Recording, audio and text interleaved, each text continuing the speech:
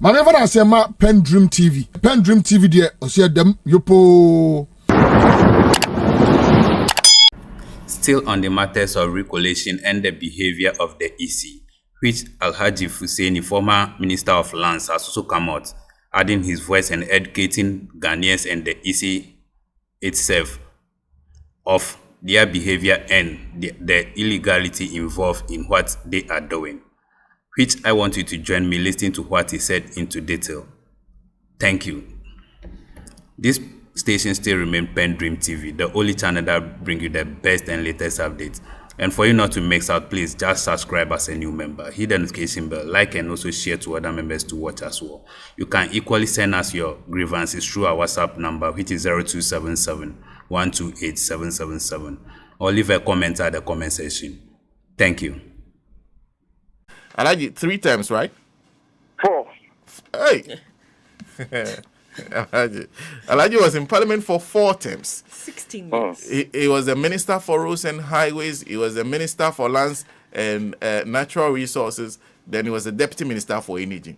So Alhaji is quite experienced when it comes to issues in government, issues in the legislature, and of course with his record in law, also the way the judiciary. So you've virtually gone through all 3 aspects of governance.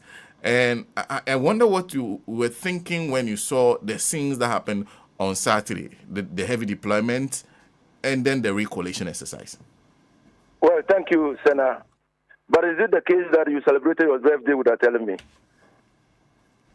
That is right. That is right. That is right. So I will pond you for that. Yeah. Anyway. Yeah, that's right. Democracies thrive when we allow the rule of law to take center stage. In fact, democracy is all about the rule of law. That people must not act with impunity. And the other side of the democracy is accountability. That everybody must be accountable for his actions.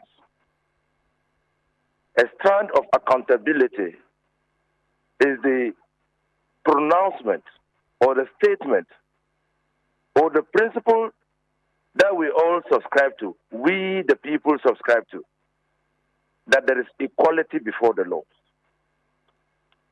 Nobody should be above the law, and everybody must be treated equally before the law.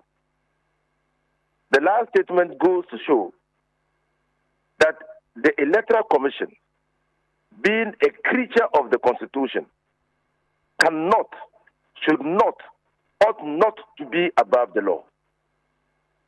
Now, any decision of the Electoral Commission must be consistent with the law establishing it.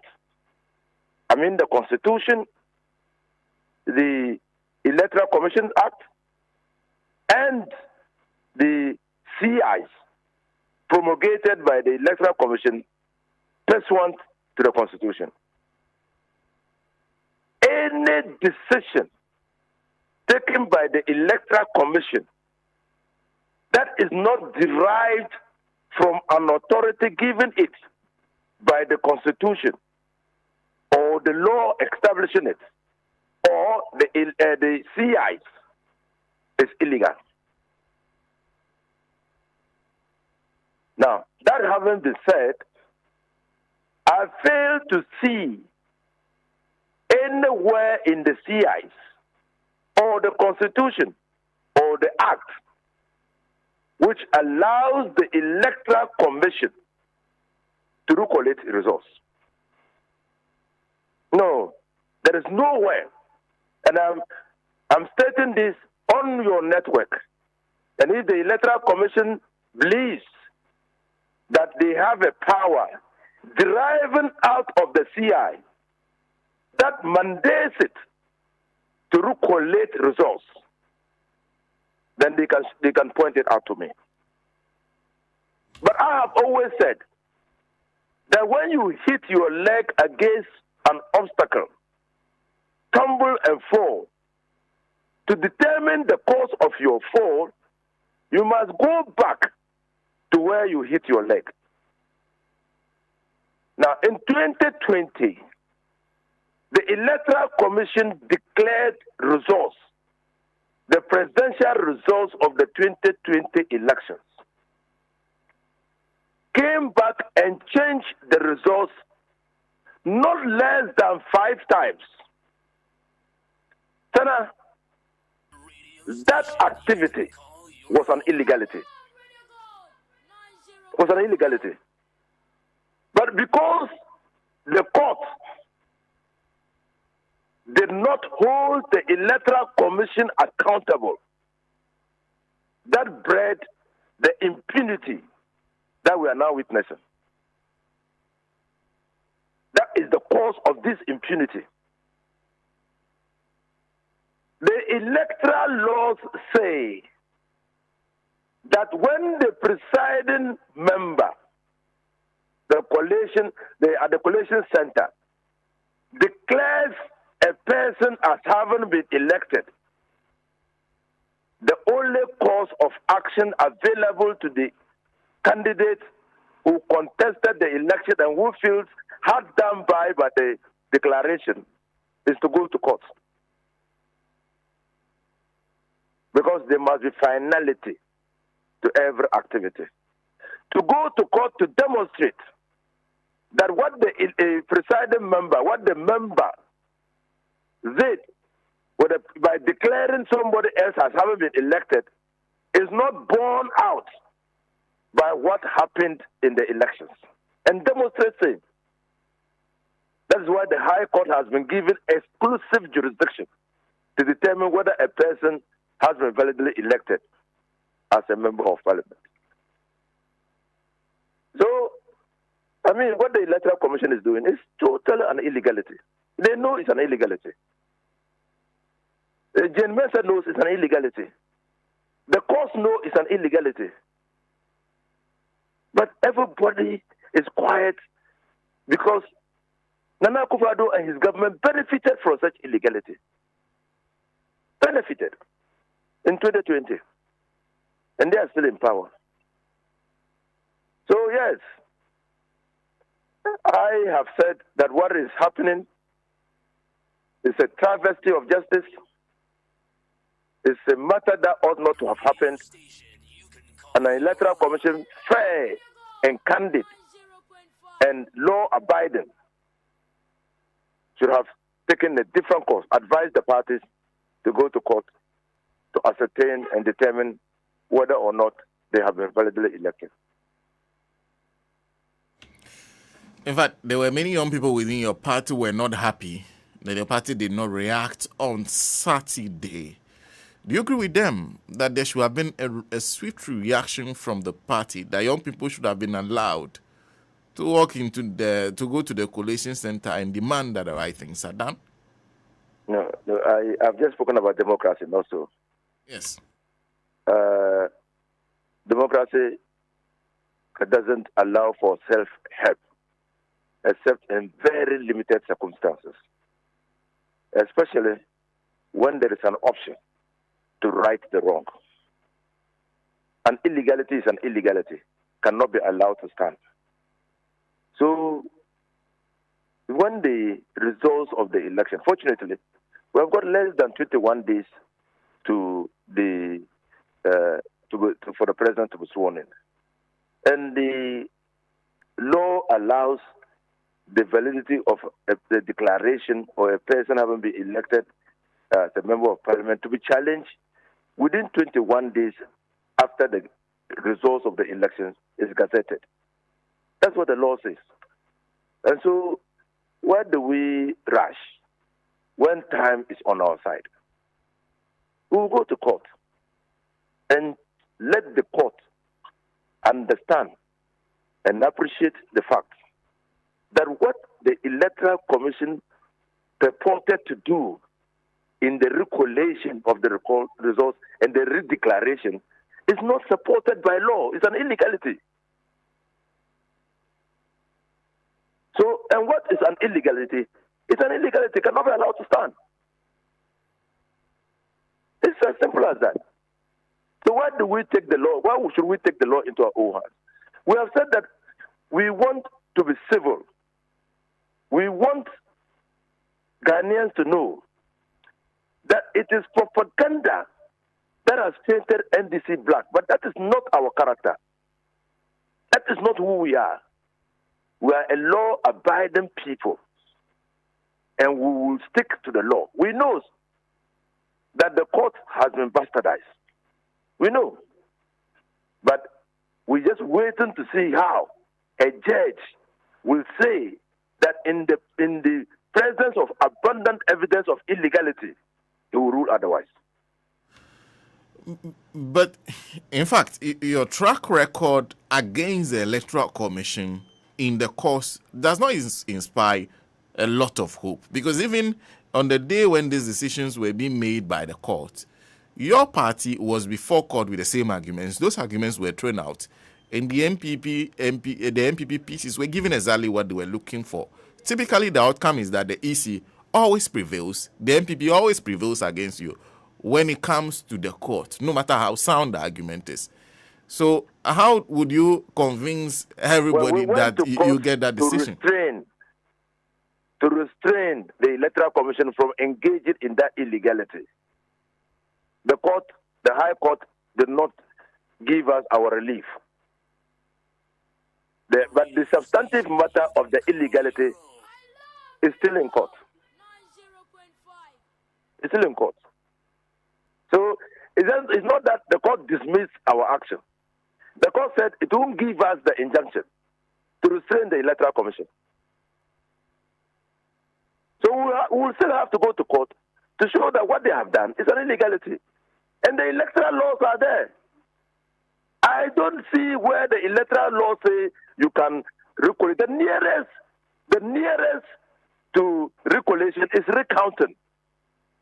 And there must be a condition precedent for recounting to occur at the collection center. That is when the votes have been counted at the polling station and the agent or one of the agents asks for recount and the request is refused, that agent or party can repeat the request at the collation center. That is the nearest. But even that is a recount. That's a recount. But still, my question stands that your record with the EC against the MPP before cause does not inspire hope that you get what you're looking for. Well, you agree? And I can cite one case after the other. As a lawyer, the evidence seems to against the party, the NDC. And so I cannot dispute and I cannot countervail what you are saying. I cannot, because the evidence seems to against us.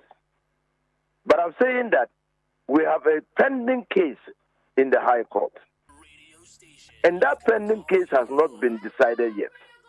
We were seeking an interlocutory action, a temporary measure to stop the EC from engaging in that illegality and allowing us to go through to establish that the EC did not have that jurisdiction, that authority to do what it was doing. The court said no.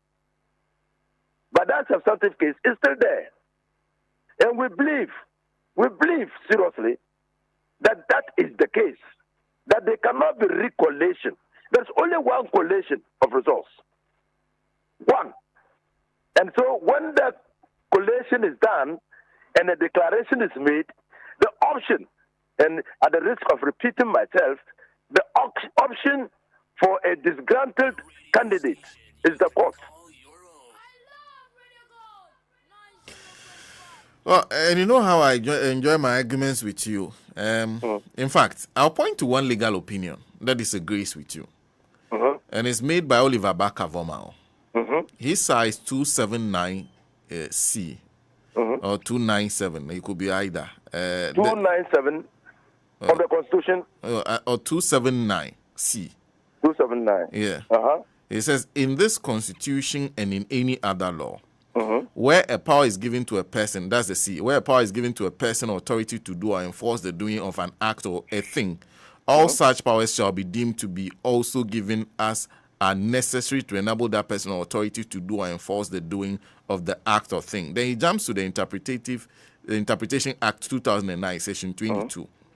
Section 22(1) that he quotes says, where an enactment confers a power or imposes a duty on a person to do an act or a thing of an administrative or executive character, or to make an appointment, the power or duty may be exercised or performed in order to correct an error or omission in a previous exercise of the power or the performance of the duty. There's this argument in support of what the Electoral Commission has done. Well, he's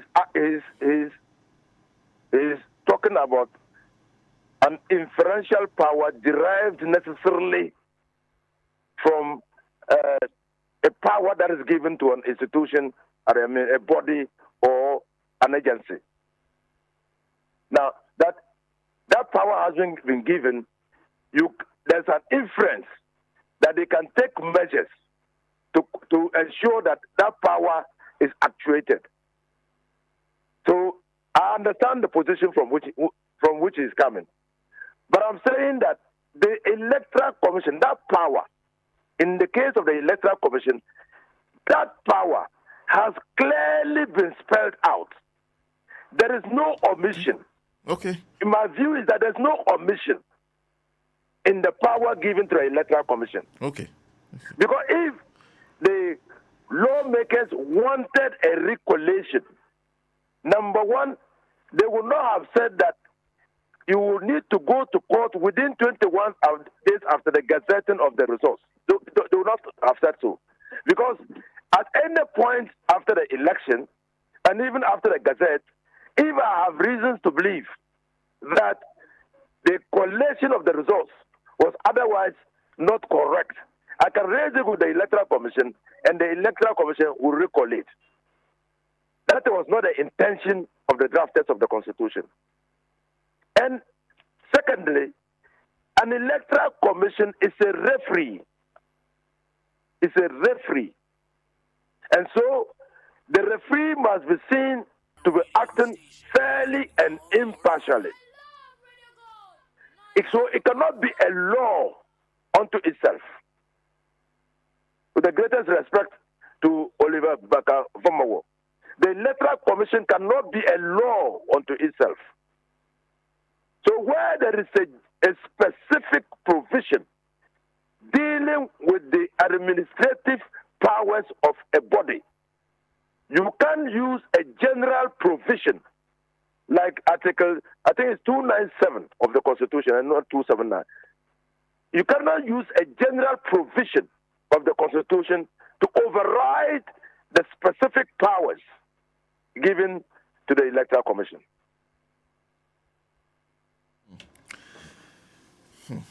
Alhaji, thank you very much. And I know when you did a lot of campaign in the North.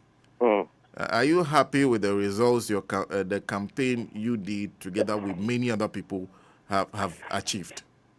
I told you, Senna, that one lesson that I learned from the campaign was that NDC is very popular with the rural people in this country.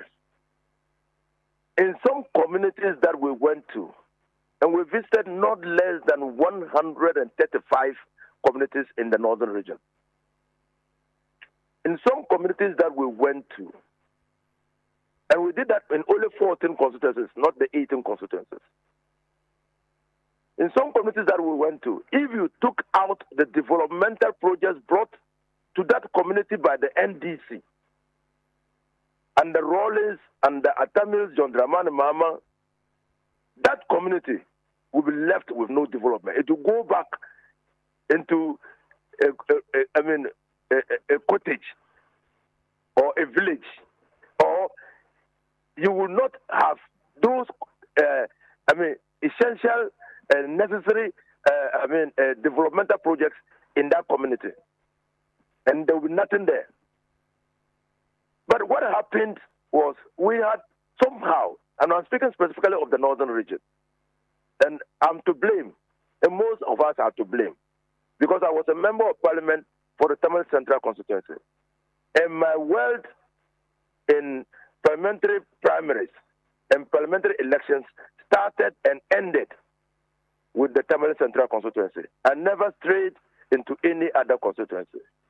Now, even if I went to some other constituency, I was only in the capital of that constituency trying to launch a campaign or help the member of parliament there.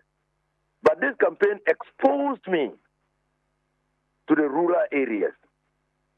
And when we went round, the people were so happy seeing us for the first time, and that was why we were able to record this level of electoral victory. Yes, we had said that we were going to win not less than 14 seats. Two mistakes happened in Pandai and in Gushegu. Pandai, we had identified Pandai as a vulnerable constituency. We went there 2 times. We mobilized and galvanized the NDC support base in Pandai, including those in the diaspora, to come to Pandai. Somehow, the people had made up their mind, and like we are being told today, the people seem to have made up their mind long before we went there. And so we could not redeem that constituency. We could not save that constituency. Now, in Gushegu, that is what we have to look at again. Because there was every indication that Tampoli was going to lose. Every indication that he was going to lose. How he survived, I still cannot tell. Those 2 seats added to Woolensey, which was also very vulnerable. 2 Nanumbers were contesting a Konkomba who went independent. The Konkomba candidate, the independent candidate, did not campaign in the Nanumba constituencies, Nanumba communities, but he won the election. Simply put, he mobilized the Konkomba communities, and they gave him the numbers. And Konkombas are about 65% of the Woolensey constituency. And so he won.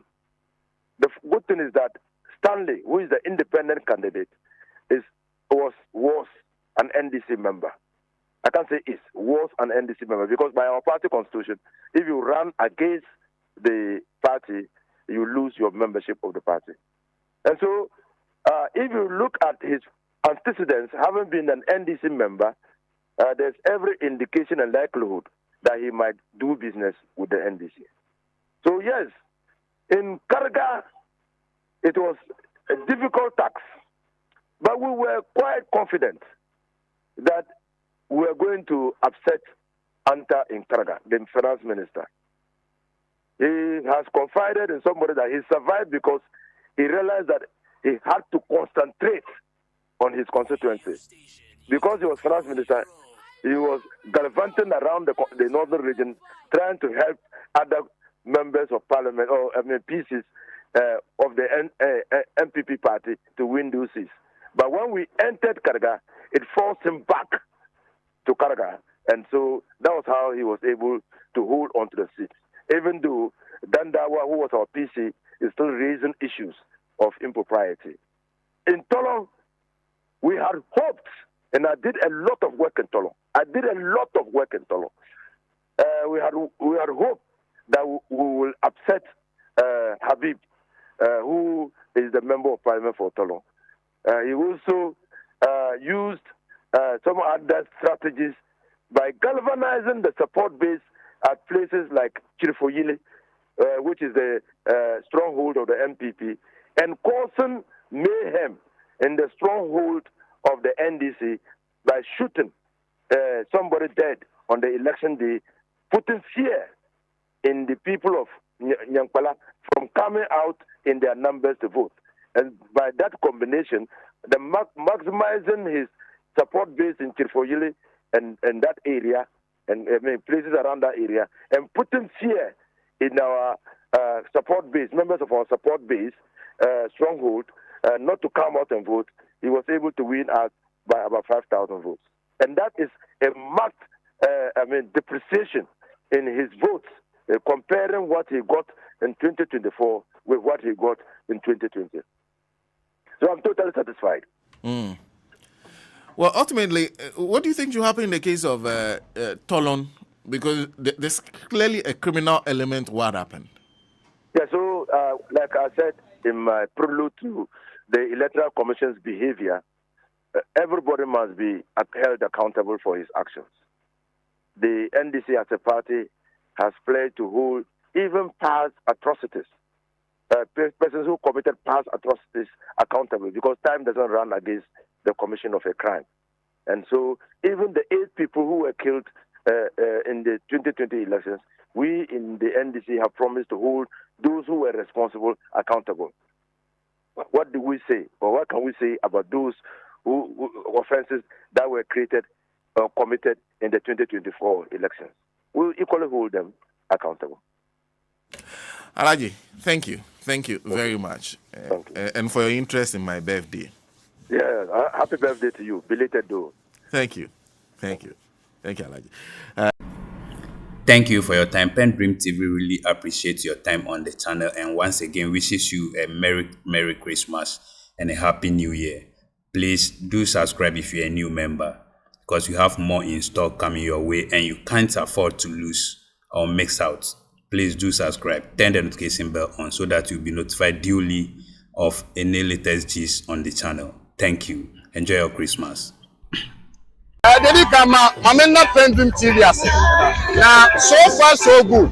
Say open online portal e wo Ghana. Nipa share, nipa follow, nipa comment here.